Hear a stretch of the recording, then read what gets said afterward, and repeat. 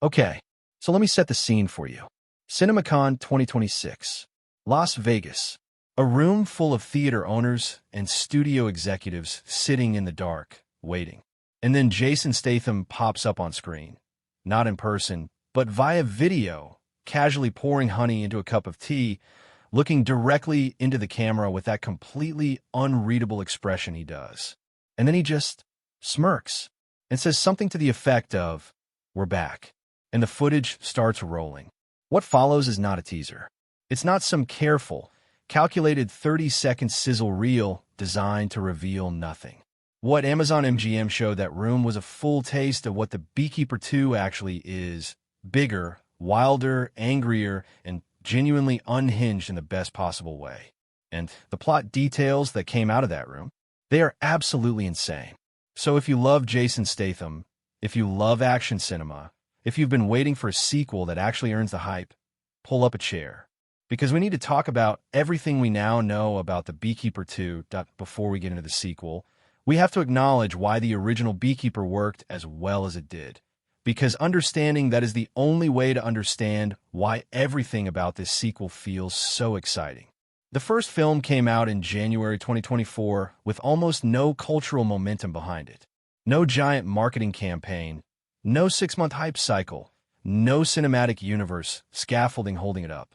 It was just Jason Statham, a grounded revenge premise, and David Ayer behind the camera knowing exactly what kind of movie he was making. And audiences responded to that honesty. They showed up in numbers that surprised everyone.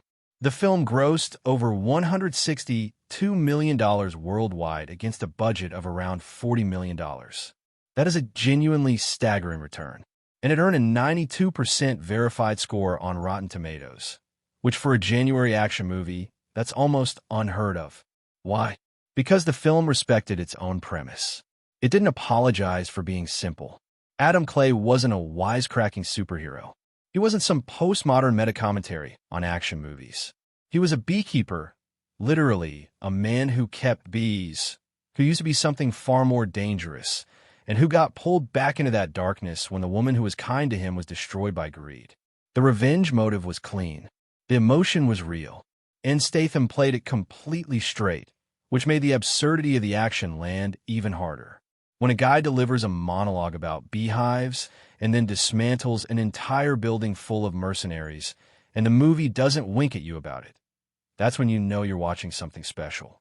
The mythology underneath the movie was also genuinely interesting. The Beekeepers aren't just assassins. They're described as an elite clandestine human intelligence organization that operates above and beyond governmental jurisdiction. They protect the hive, meaning the nation, the social structure, the health of the country, by eliminating the parasites threatening it. They answer to no one. Not the president, not the CIA, not Congress. Nobody. And the culture within the organization is modeled on actual bee colony behavior, which sounds completely ridiculous until you start thinking about what that actually means, about hierarchy, about sacrifice, about what it means to serve a function larger than yourself. That's when it stops being a gimmick and starts being mythology. The first film ends with Adam having essentially gone off script.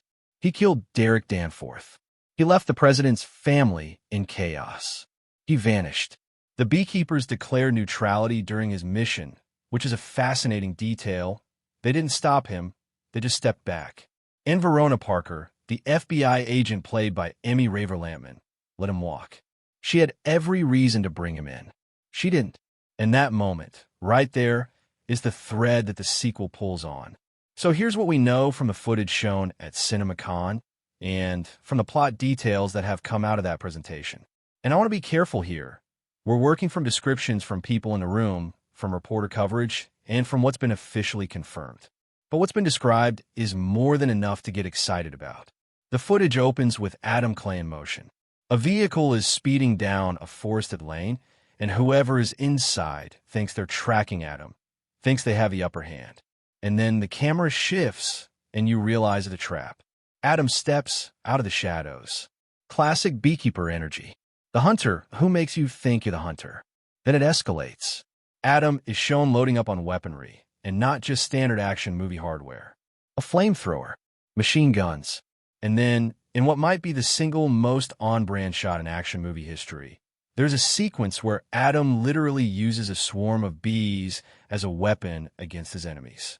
We also see him entering what appears to be a chamber filled with bees and apparently using them to heal his wounds. Which is, look, I need you to understand that sentence. He uses bees to heal himself. That is not a joke. That is apparently something that happens in this film. And honestly, I love it. The fact that this franchise has committed so hard to its own metaphor that it has built actual bee-based healing into the action sequel is the kind of creative commitment that you can't manufacture. The big plot reveal from the footage is this. The Beekeepers, Adam's own organization, the elite clandestine intelligence apparatus that operates above government, have gone rogue. They're no longer protecting the hive. They are hunting people. They have kidnapped the President of the United States. And Jeremy Irons, returning as Wallace Westwild, the former CIA director, is the one who delivers that information to Adam. And apparently, Westwild tells him directly, "You are the only one who can stop all of this madness." Let that breathe for a second. The organization that Adam was once part of, that shaped him, that gave him his purpose and his philosophy, has now become the thing it was built to destroy. That is the most dramatically rich sequel premise you could have built from that first movie. It's not just more of the same. It's a complete inversion. Here's where I want to dig into something that I think people are going to underestimate about this sequel's premise. Because on the surface, it sounds like standard action movie escalation. Organization goes bad. Hero has to stop them. We've seen that structure.